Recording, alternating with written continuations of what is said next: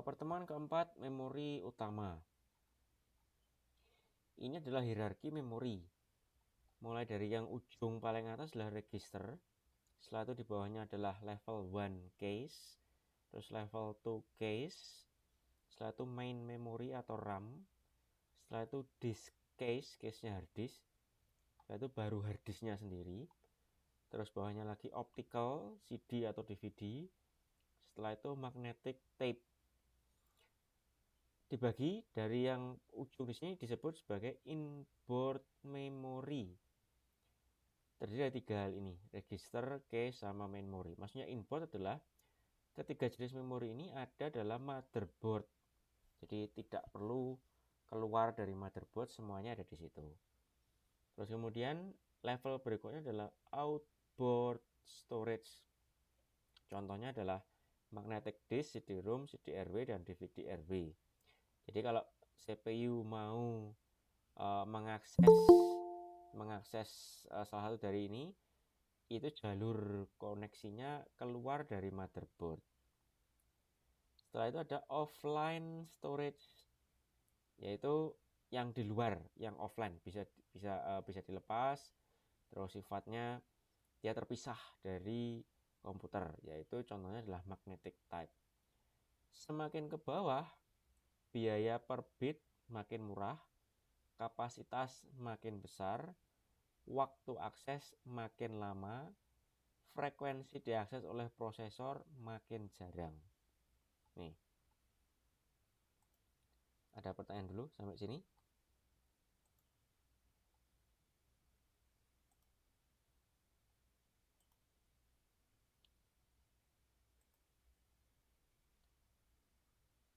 Terus berikutnya karakteristik memori. Secara lokasi, memori itu dibagi jadi dua, internal sama eksternal. Internal itu dapat diakses oleh prosesor tanpa melalui modul I/O, yaitu 3 nih contohnya, yaitu yang inboard, yang onboard memori itu ini. Kemudian yang eksternal untuk mengaksesnya harus melalui modul I/O. Ya, semuanya yang selain 3 ini. Secara kapasitas ada keterangan-keterangannya sendiri. Kapasitas sendiri definisinya adalah kemampuan menampung data dalam satuan tertentu, bisa byte atau word. 1 byte itu besarnya adalah 8 bit. 1 word itu bisa 8, 16, atau 32 bit, tergantung pada pembuat prosesor. Contohnya, Intel 1 word itu 16 bit. Kalau IBM 370 1 word itu 32 bit. Kalau MIPS lain lagi. Terus kemudian satuan transfer.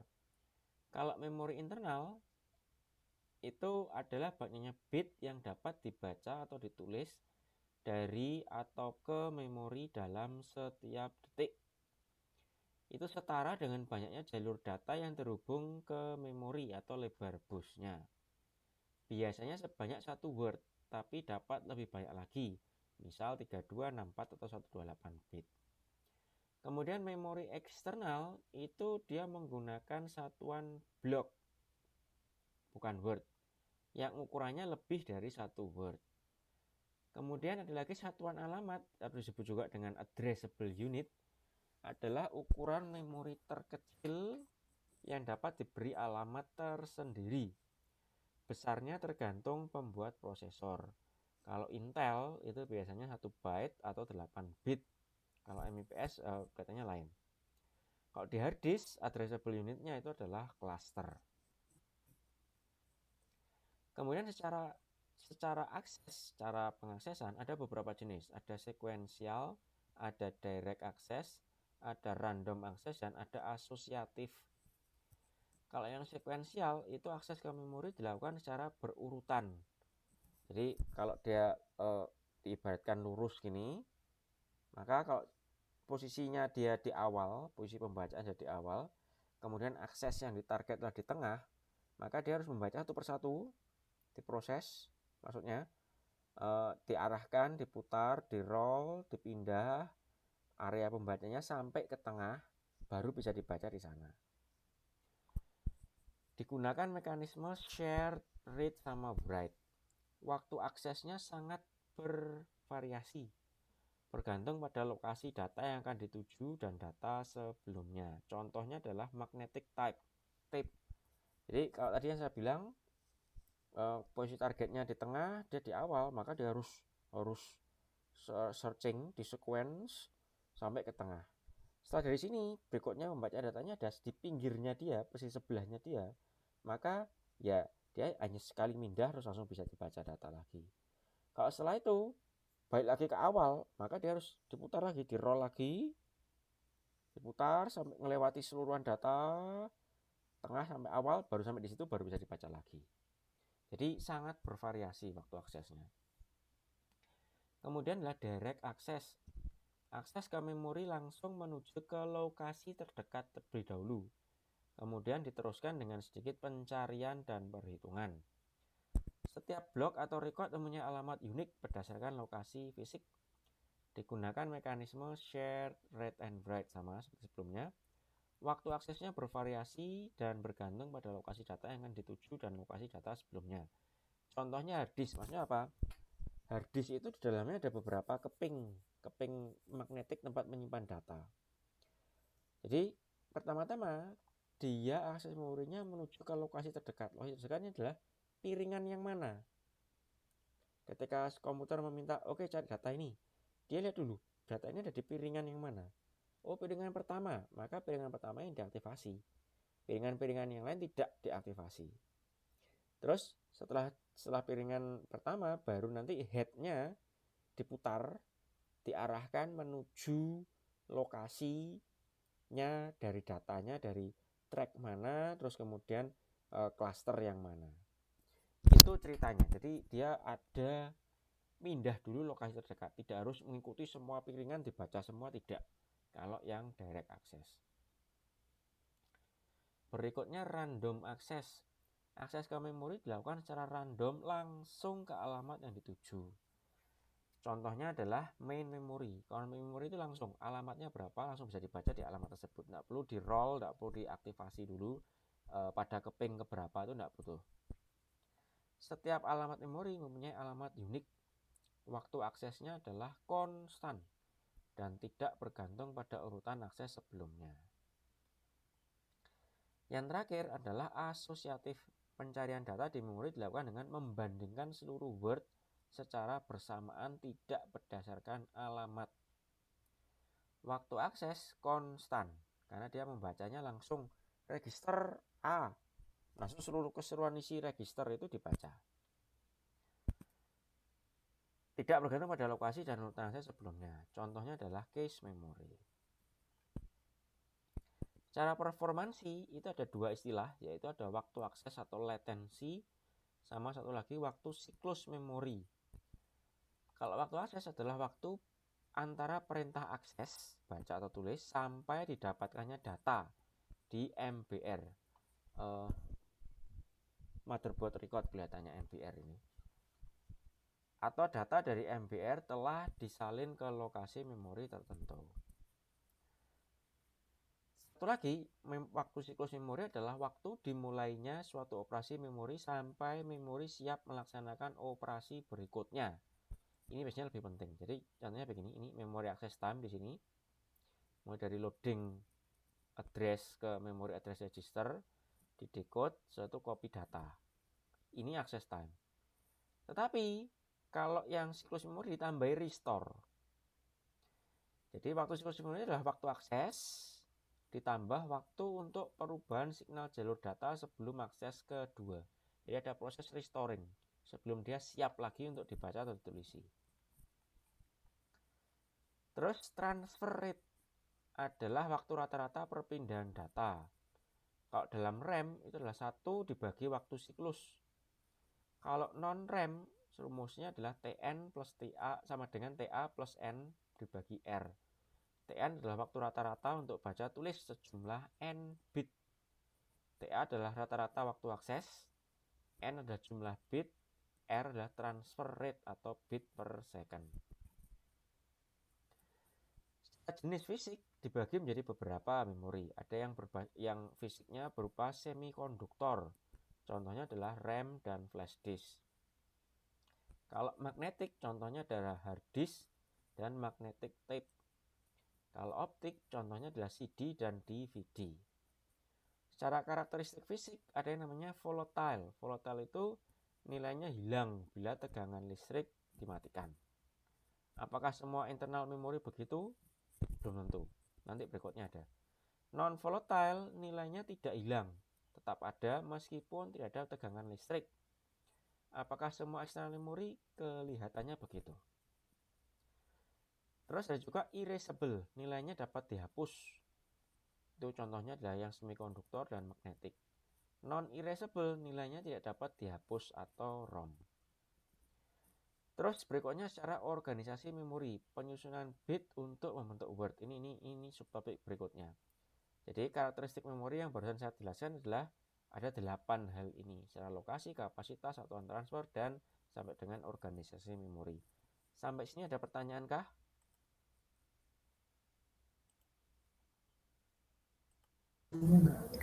Tidak, Pak. Oke. Saya lanjutkan. Organisasi memori. Ini sel memori.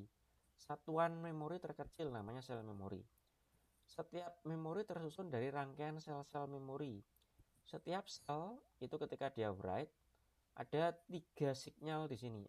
Ada sinyal select itu sel ini di-select, dipilih. Sel-sel yang tidak dipilih. Kemudian kontrol memberitahu sel bahwa dia akan ditulisi, terus baru datanya apa. Kalau read itu selectionnya sel ini diaktifasi, sel lain tidak diaktifasi. Kemudian kontrol menandakan bahwa isi data dari sel ini akan dibaca. Dibacanya lewat jalur ini, sensing. Terus sifat-sifat sel memori, dia dapat memberikan 2 kondisi, antara 1 atau 0. Dapat ditulisi minimal 1 kali dengan cara mengubah kondisi sel memori. Kemudian dapat dibaca. Tiap sel terdiri dari 3 terminal select, kontrol, dan data. Select untuk memilih sel memori yang akan dibaca atau ditulisi. Kontrol untuk menentukan jenis operasi, write atau read. Datanya sendiri berbasis dibagi menjadi 2, write atau data. Kalau write mengubah kondisi sel dari 1 ke 0 atau sebaliknya. Kalau read membaca kondisi sel memori. Apa syarat device yang dapat digunakan untuk menyimpan data biner? Ada 4 syaratnya. 1. Hanya dapat menyimpan 2 macam nilai kondisi, true false atau 1 0 yang stabil. 2. Mempunyai pembatas yang lebar yang dapat memisahkan kedua nilai atau kondisi secara tegas. 3. Mampu menangani perubahan nilai atau kondisi dalam waktu yang tidak terbatas. Jadi diubah-ubah itu bisa. Terakhir, nilai atau kondisinya tidak rusak pada saat dibaca. Ini contoh sel memori yang menggunakan magnetic core. Jadi ada ring yang sifatnya bisa bersifat magnetik. Dia dilapisi dengan lapisan ferric oxide, yaitu bahan yang mudah bersifat magnet. Ada dua line di sini, ada 2 wire, 2 kabel, selection wire sama sense wire. Untuk kalau selection wire untuk menentukan nilai medan magnetnya, ini selection wire. Jika arah arus berbeda, medan magnet itu berbeda. Sense wire untuk membaca nilai bit. Cara kerja untuk menyimpan data, maka aliri selection wire dengan arah arus sesuai dengan nilai bit data yang diinginkan. Jadi misalkan kalau dari kiri kanan itu 1 gitu ya, ada aliran, maka dia akan jadi magnetik di sini. Arah magnetiknya begini. Kalau arah aliran listriknya berbeda, nanti dia aliran magnetiknya akan berbeda. Nanti kutub magnetnya akan berbeda juga.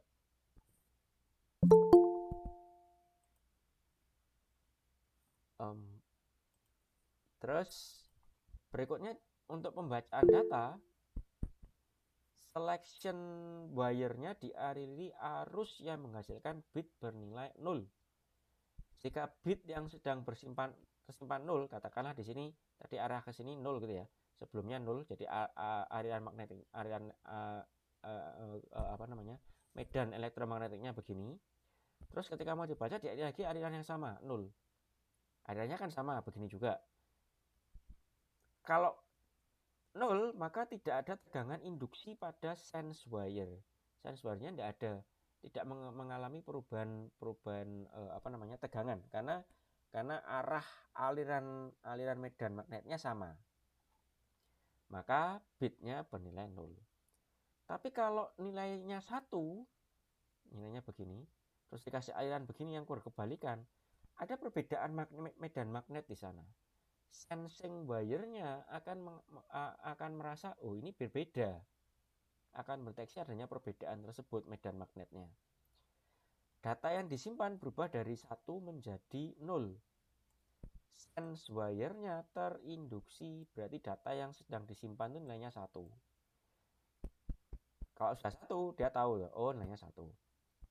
Perlu dikembalikan lagi nilai bit ke nilai semula dengan cara aliri selection wire dengan arus yang menghasilkan bit bernilai 1. Jadi setelah dibaca, oh 1, dikasih arus lagi, balik ke belakang lagi, supaya balik normal angkanya 1. Ada pertanyaan? Nih, silahkan.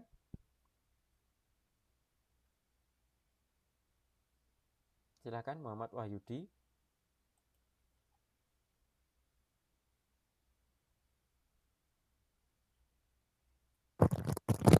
Maaf Pak, tadi kepencet. Oh, oke. Oke, ada pertanyaan dulu? Ada pertanyaan? Kalau tidak ada, saya teruskan.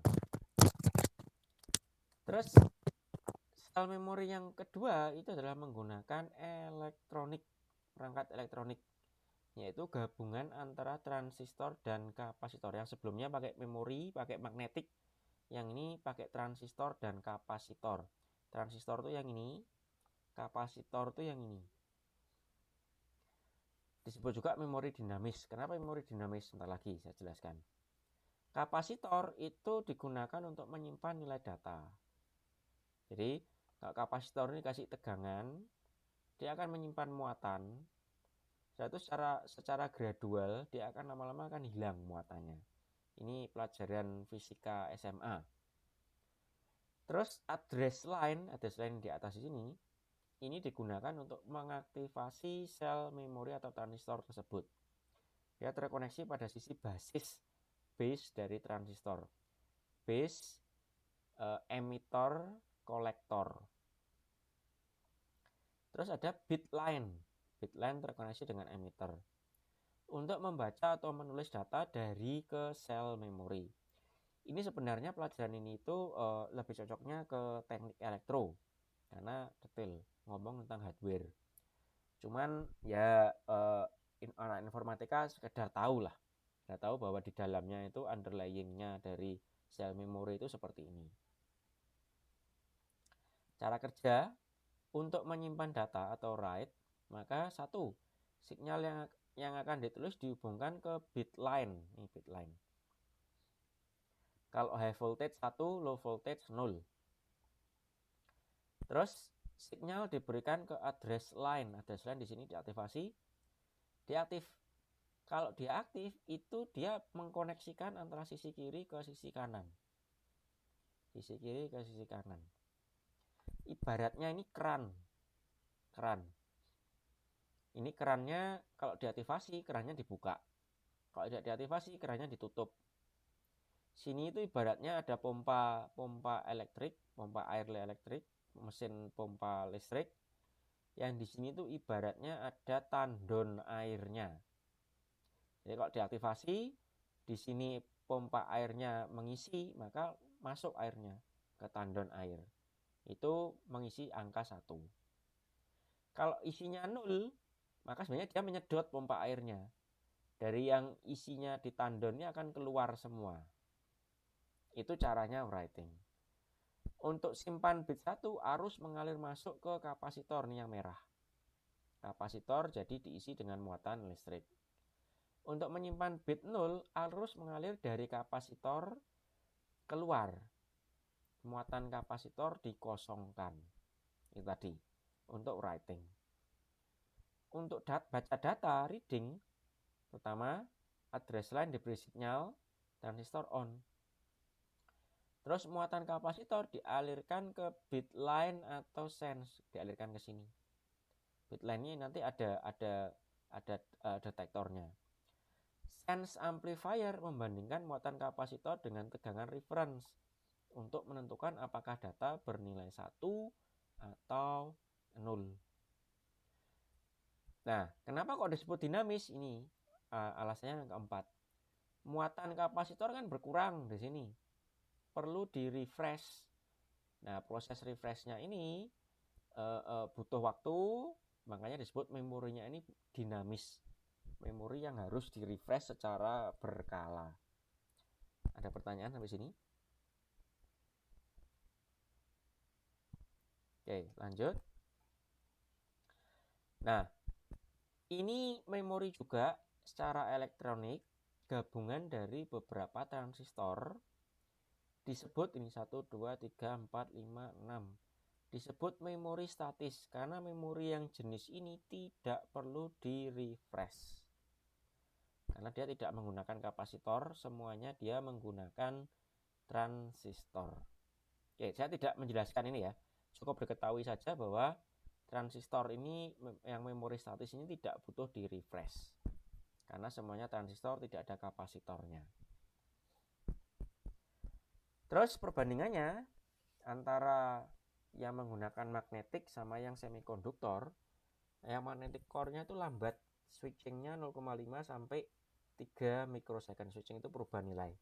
Kalau semikonduktor cepat, antara 10 sampai 0,2 mikrosecond, 10 nanosecond sampai 0,2 mikrosecond. Untuk luasan yang sama, jumlah memori lebih sedikit. Untuk luasan yang sama, jumlah memori jauh lebih banyak. Kelebihannya magnetic core non-volatile. Kalau yang semikonduktor, volatile. Berikutnya bagaimana sel-sel memori disusun. Ini kalau memori ya. Ini lebar memori, bitnya berapa? 0 sampai M-1. Bisa 8, bisa 16. Ini kolomnya. Kemudian secara barisnya, ini adalah alamat memori. 2 pangkat N itu adalah ukuran memori. Total alamatnya, alamat terbesarnya adalah 2 pangkat N-1 karena dia mulai perhitungan dari 0. Terus satu kolom, ini satu baris ini namanya satu sel memori, satu baris ini. Jadi alamat 0, alamat ke 0, dia punya satu keseluruhan satu sel memori. Alamat satu sel memori. Per kolom ini disebut satu plane per kolom. Modelnya diperbesar di samping kanan ini. Dalam satu plane dia punya sama-sama bit 0, mulai dari address 0, address 1, ini address 1, ini address 0, ini address 1, address 2, ini address 2, address 3, address 3, address 4, terus sorry. Ini address 0, address 1, address 2, address 3 di sini. Terus 4, 5, 6, 7, 8, 9, 10 sampai terakhir address 15. Semuanya bit 0. Ini semuanya bit 0 semuanya. Semuanya bit ke 0. Untuk men-select selection line-nya ini ada X selection line sama Y selection line. Sense line-nya dihubungannya begini, sense line-nya. Nah, ini satu lapisan ini itu ditumpuk nanti dengan lapisan berikutnya, tampilannya jadi seperti ini. Tampilannya. Satu plane namanya. Nah, kalau digabung itu namanya memory bank. Merupakan memori yang tersusun dari sejumlah memory plane. Sebuah memory bank tersusun dari beberapa chip. Pada gambar di bawah ini, berapakah jumlah bit setiap alamat? Jumlah bitnya sesuai dengan jumlah plane-nya di sini. Ada 8 plane, maka bitnya adalah 8. 8 bit memory cell. Jumlah alamat total jika selection line-nya adalah 8, maka X-nya ada 8, Y-nya ada 8. Total alamat yang tersedia di sini adalah 16. 8 ke 8, 64 alamat. Terus pengaksesan memori. Bagaimana memori diakses? Dari sini diterima ke MAR, Memory Address Register, panjangnya n bit, sesuai dengan ini, ukuran alamatnya ini, n bit. Terus di decode menggunakan read control line sama write control line, dia akan mengaktifasi baris keberapa. Kalau sudah aktif barisnya, misalkan baris yang ketiga, maka isinya akan dibaca lewat MBR, memory baud register, sesuai dengan ukurannya km bit. Ini tergantung teknologinya. Ada yang dibaca cuma satu baris, ada juga yang dibaca satu blok itu bisa 4, bisa 2 atau seterusnya. Nah, makanya M-nya di sini dikalikan dengan K. Terus ini contoh decoding memori. Ini bit ke 0, ada satu plane, terus nanti ada lagi plane ke 1, plane ke 2 sampai plane ke 7. Ke bawahnya ini adalah jumlah lokasinya. Lokasi mulai dari ini lokasi addressnya 0 sampai 15, ini address 16 sampai 31 dan seterusnya. Ini sampai contohnya di sini adalah sampai lokasi address 112 sampai 127. Distribusi lokasi memori sebanyak 128 alamat. Terus arti atau fungsi setiap bit pada memori address register sebagai berikut. Sekali lagi ini tergantung teknologinya ya, tergantung perangkatnya. Beda perangkat bisa berbeda. B4, B5, B6 ini adalah bank selector, B2, B3 adalah selection untuk X, B0, B1 adalah selection untuk Y. Ada pertanyaan sebelum ke random access memory? Oke, saya lanjutkan. RAM di sini dibagi menjadi dua. Tadi yang sempat disinggung di atas, dynamic RAM sama static RAM. Kalau dynamic RAM, DRAM menggunakan kombinasi transistor dan kapasitor. Kalau SRAM semuanya transistor. Kelebihannya dia lebih sederhana DRAM, SRAM kekurangannya lebih kompleks. Kelebihan DRAM dimensi lebih kecil, SRAM dimensi lebih besar. Kelebihan DRAM lebih murah, SRAM lebih mahal. Kelebihan DRAM kapasitas besar, SRAM kapasitasnya kecil. Kekurangannya perlu di-refresh kalau DRAM. Kalau SRAM tidak perlu di-refresh. Kalau DRAM lebih lambat, SRAM lebih cepat. Pemakaian di memori utama untuk DRAM, RAM. Kalau SRAM di cache memory. Terus DRAM sendiri dibagi menjadi beberapa jenis. Ada yang namanya SDRAM, synchronized DRAM. Jadi dia menggunakan clock pada salah satu edge, entah up atau down edge. Jadi tidak ada waktu tunggu. Jadi dia bekerja dibacanya berdasarkan clocknya itu tadi.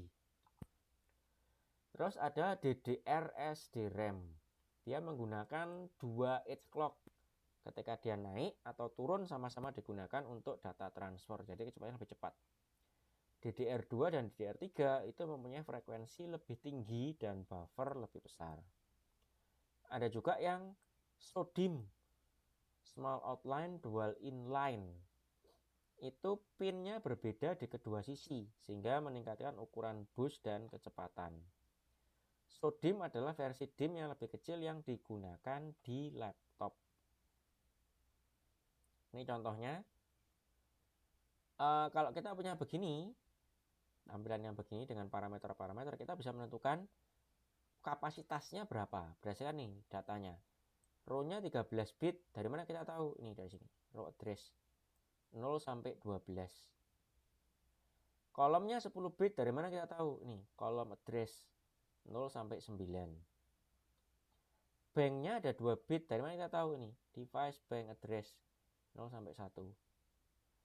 Data pinnya diketahui dari mana? Dari DK pin. Ini DK pinnya 0, 1, 2, 3, 7, 8, 9 sampai di sini maksimalnya 63. Jadi ada 64 bit. Sehingga kapasitasnya tinggal dikalikan address-nya, 2 pangkat address, total address, 2 pangkat 13 tambah 10 tambah 2 dikali bit yang tersedia. sehingga ketemunya 256 MB.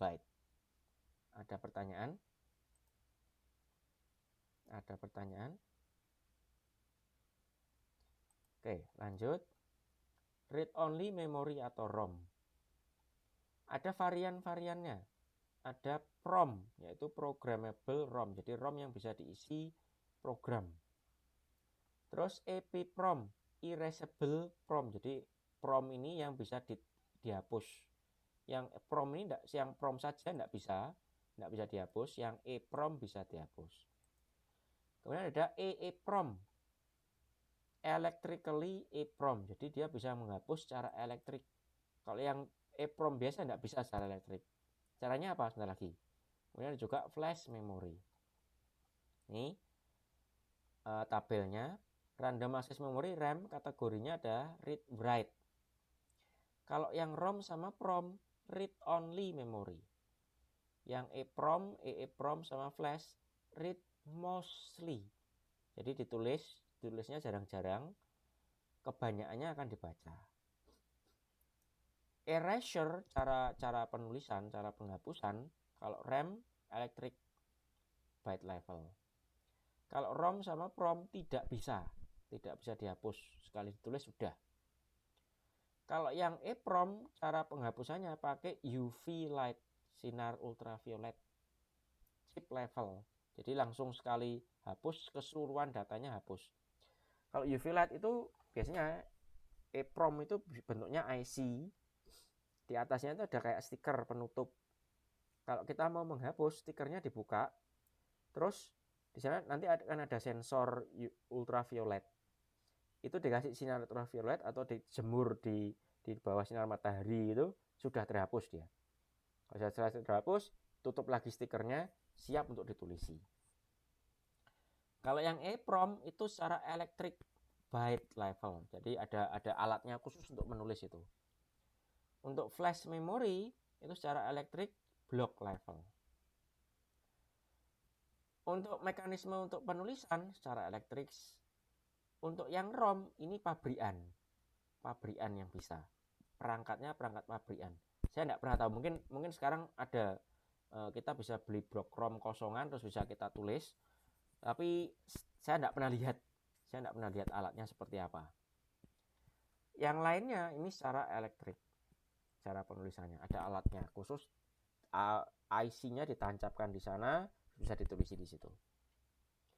Volatility, kalau RAM volatile, listrik mati, dia hilang datanya. Kalau yang ini ROM ke bawah ini non volatile.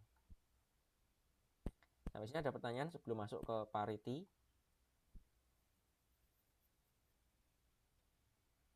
Oke, saya masuk ke parity. Digunakan untuk mendeteksi kesalahan data pada level bit. Bit paritas itu adalah bit ekstra yang ditambahkan pada satu unit data terkecil. Jadi data, untuk mengetahui ini datanya ini betul atau salah, ditambahkan bit keterangan tambahan. Digunakan dalam proses pengecekan kebenaran data ketika data akan disimpan atau dikirim. Dihasilkan oleh fungsi generator paritas.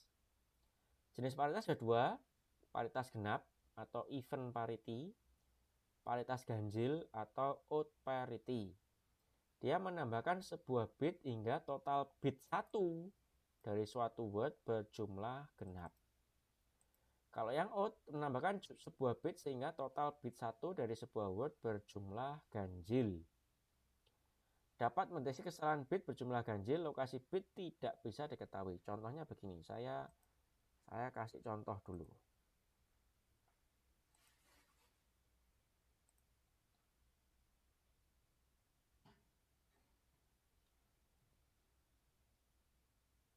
Oke, saya aktifasi whiteboard dulu.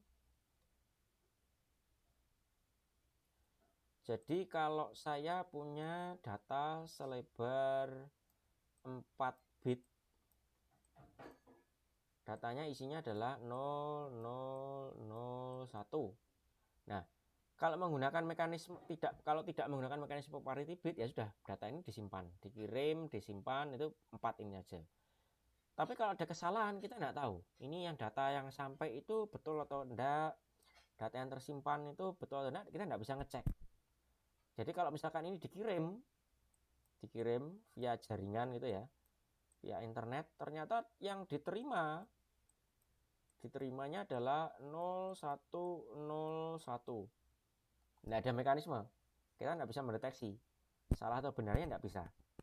Nah, supaya bisa mendeteksi, ditambahkan 1 bit parity.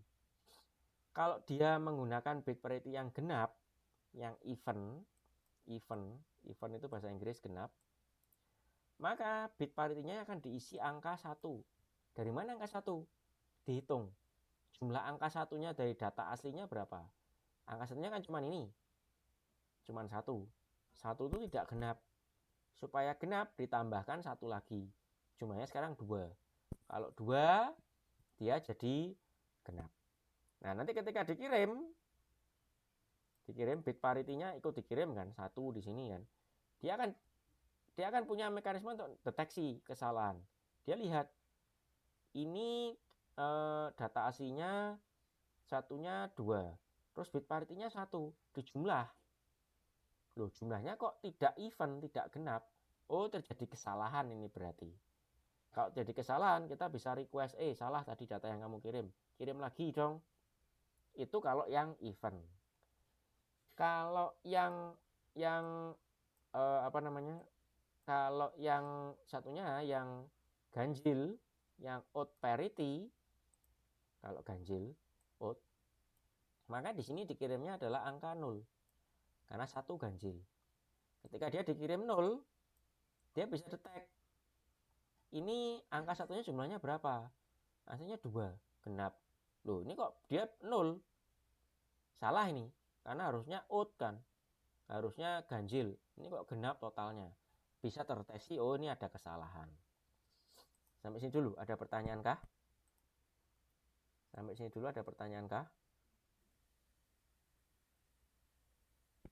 Oke, lanjut.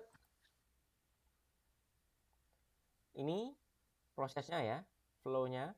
Data, dia mengenerate bit parity, ditambahkan di data tersebut. Nih, bagian parity generation. Kemudian ketika dikirim ke network atau ke storage, data plus parity dikirim bersamaan. Sampai di tujuan dipisah. Datanya masuk ke fungsi data untuk menghitung parity-nya seharusnya berapa.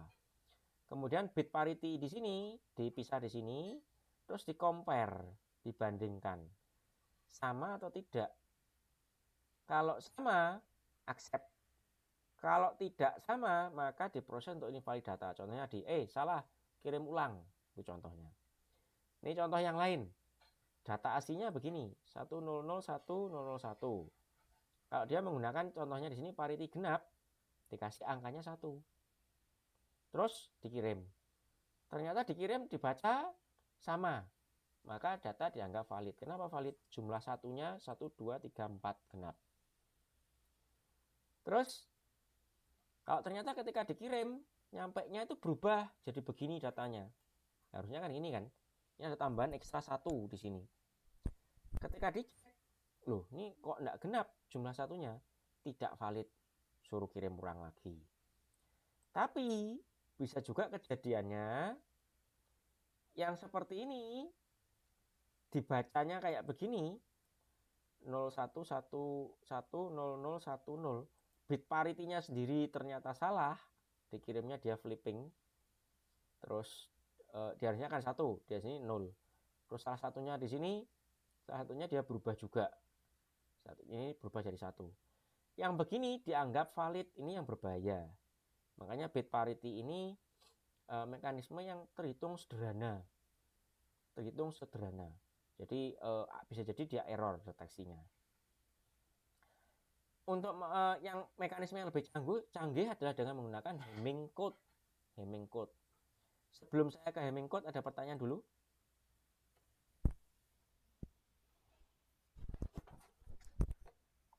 Kalau tidak ada, saya teruskan Hamming code. Biasa digunakan dalam konteks error control, deteksi maupun koreksi.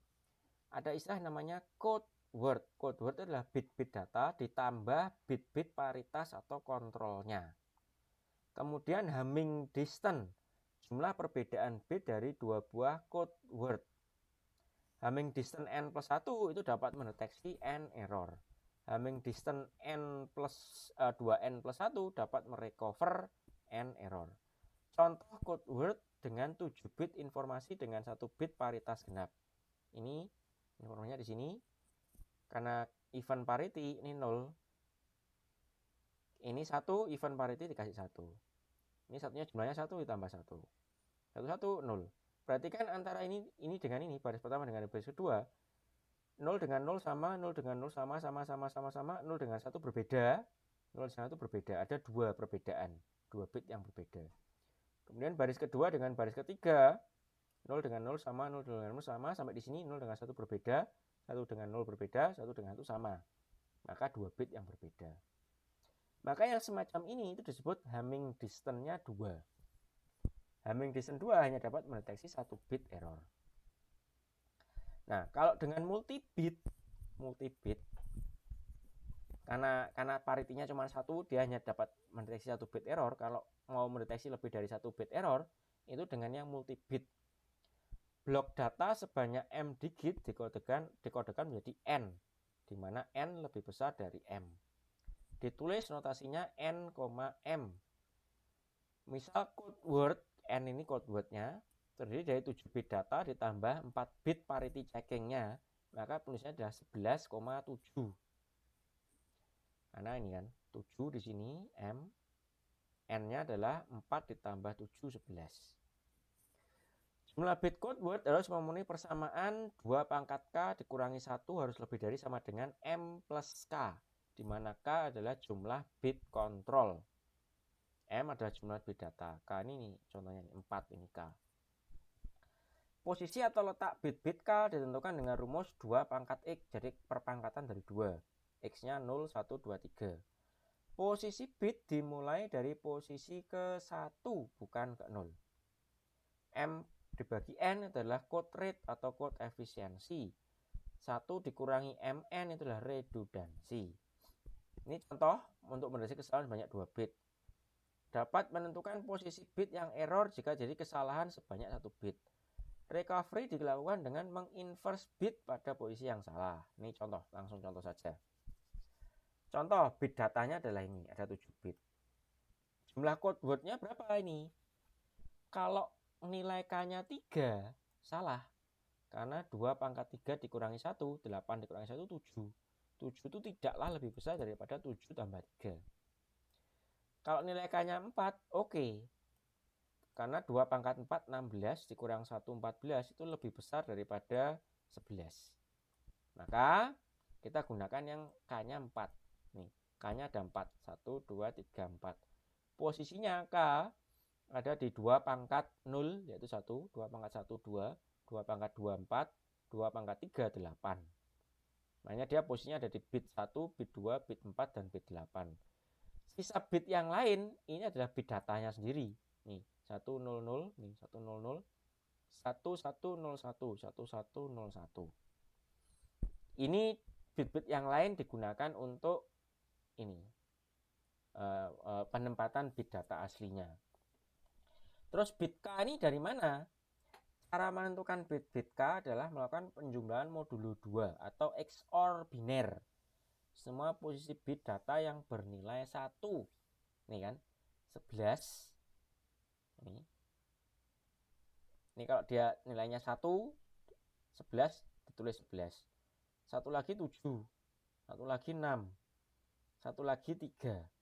Terus dibinerkan. 11 itu binernya adalah 1011, 7 adalah 0111, 6 adalah 0110, 3 adalah 0011. Terus di XOR. 1 XOR 0, XOR 0, XOR 0 adalah hasilnya 1. 0 XOR 1, XOR 1, XOR 0 itu 0. Jadi jumlahnya satunya kalau genap dia 0. Kalau jumlah satunya ganjil dia 1. Intinya XOR itu. 1, 1, 1 jumlahnya 3 kan. Satu lagi 4, 0. 1, 1, 0, 1 jumlah satunya adalah ganjil, hasilnya 1. Nah ini diletakkan di posisi 1, 2, 4, 8. Ini 1 di 8, 0 di 4, 0 lagi di 2, yang terakhir 1 di posisi 1. Jadi yang dikirim datanya adalah yang ini. Yang dikirim datanya dari aslinya yang ini. Ada pertanyaan dulu sampai sini tentang codingnya. Ada pertanyaan dulu? Tidak ada, lanjut. Pendeteksinya gimana? Kalau dia sudah dikirim, sudah sampai di tempat tujuan, terus dideteksi. Jumlahkan, caranya adalah jumlahkan di XOR tadi lagi semua posisi bit yang bernilai 1 termasuk bit check. Ini kan? Yang satu adalah 11, tulis 11. Satu adalah 8, 8. 7, 6, nih 7, 6, 3, 1. Dibinarkan semuanya, terus di XOR. Hasilnya 0. Kalau 0 tidak terjadi error. Kalau hasilnya tidak sama dengan 0, maka ada kesalahan. Hasil penjumlahannya adalah merupakan posisi bit yang salah. Ini contoh. Terjadi error sebanyak 1 bit pada bit 11. Bit 11 ini harusnya 1. Ternyata setelah sampai di tempat tujuan 0. Dia tidak ikut perhitungan. Di sini ada bit 11, di sini ada bit 11. Jadi yang dijumlahkan cuma 1, 3, 6, 7, 8. Ketika dijumlah hasilnya adalah 1, 0, 1, 1. Tidak 0, ada error. Errornya di mana? Ya ini. Di bit ke 1, 0, 1, 1. 1, 0, 1 ini kan kalau di transfer, di convert dari binary ke desimal itu adalah 11. Maka recovery-nya adalah di invert bit ke 11. Ada pertanyaan dulu sampai sini? Ada pertanyaan dulu sampai sini? Oke, lanjut. Tapi juga Hamming code ini tidaklah bisa merecovery semua hal. Kalau terjadi error sebanyak 2 bit nih, jadi bit 11 dan bit 1, bit 11 dan bit 1 tidak ikut dalam perhitungan, maka diketahui jumlahnya 12. Ini jumlahnya 12. 1010 12. Tapi posisi bit yang salah tidak diketahui. Ini yang salah yang mana? Kalau jadi error sebanyak 3 bit, misalkan bit 1, bit 11, bit 1 sama bit 10. Bit 10 yang harusnya 0 jadi 1. Nih, ikut perhitungan, maka tampilannya 0, kesalahannya tidak terdeteksi. Hamming code tidaklah metode yang sempurna, yang perfect, yang dia bisa menghandle semuanya. Tapi yang jelas Hamming code itu lebih bagus daripada parity bit. Sampai sini selesai. Ada pertanyaan kah? Ada pertanyaan kah?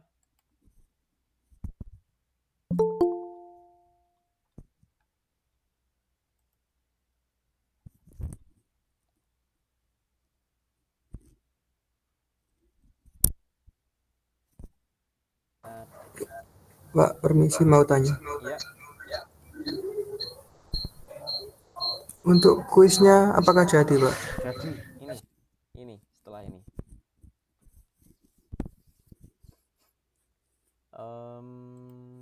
Sebentar, kuis saya setting dulu.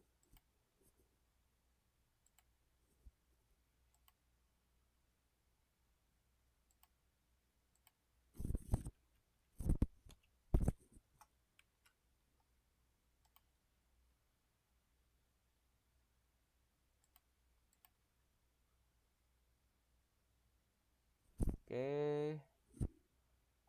Terus saya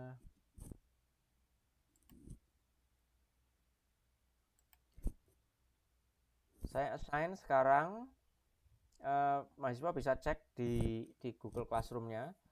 Untuk yang kali ini saya memperbolehkan mahasiswa mengakses kuis ini dengan menggunakan akun di luar akunnya Trunojoyo Ajaid. Saya lihat dulu, nanti minggu depan saya akan kasih tahu hasil testingnya seperti apa.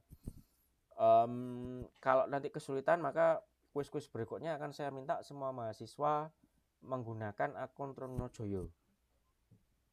Tapi sementara ini yang kuis satu ini tidak harus. Sudah bisa, saya assign. Silakan bisa dicek, sudah dilakukan. Saya batasi saya batasi waktunya sampai nanti jam 12. Terus kemudian seperti yang saya bilang di pertemuan sebelumnya, yang saya ambil adalah yang submit yang pertama. Jadi kalau namanya sama, submit pertamalah yang akan saya ambil. Soalnya ada 6, 2 soal itu cuma tanya nama dan NIM. Jadi sebenarnya soalnya itu aslinya cuma 4. 6 itu karena ada pertanyaan nama dan NIM. Harusnya kalau lancar 1 menit aja sudah selesai menjawab 4 soal. Kalau normal tuh 5 menit, 4 menit itu oke lah. Tidak ada masalah. Segera dicoba, kalau ada pertanyaan di tempatnya bisa ditanyakan. Sekarang ini ngomong kita masih pertemuan kelas. Kalau sudah selesai mengerjakan kuis, bisa log off, jangan lupa disubmit ya kuisnya ya. Jangan lupa disubmit. Bisa log off terus ketemu lagi minggu depan. Jangan lupa absen.